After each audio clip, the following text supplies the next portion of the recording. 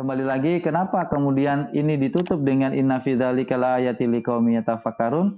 Karena pernikahan itu teman-teman memang harus menggunakan daya fikirnya. Mengapa menggunakan daya fikirnya? Karena banyak hal yang terjadi dalam pernikahan yang kita tidak mengetahuinya. Bahkan dalam pernikahan itu sendiri, syariat-syariat Islam kemudian berkumpul menjadi satu dan itu yang harus kemudian difikirkan.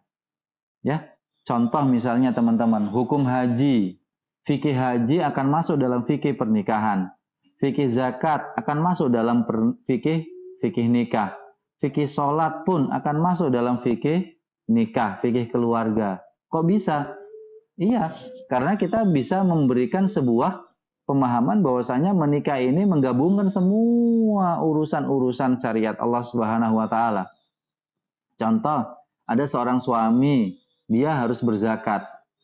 Tapi kemudian mau disalurkan kemana ini? Nah, si suami misalnya mau menyalurkan ke lembaga zakat nasional misalnya ya. Tapi istri berkomentar, jangan ke sana. Lebih kepada keluarga saja. Ini loh ada keluarga kita yang membutuhkan. Zakatnya disalurkan saja kepada mereka. Nah, di sini kan terjadi perbedaan pendapat. Suami kan benar suami, dia mau berzakat, mau menunaikan kewajibannya. Si istri juga benar, kenapa? Karena ada zawil kurba, ya, ada yang lebih dekat lagi yang membutuhkan dan itu bisa kemudian disalurkan. Tapi suami kekeh, istri kekeh. Maka apa yang terjadi? Prosesi ibadah zakat itu kemudian bermasalah.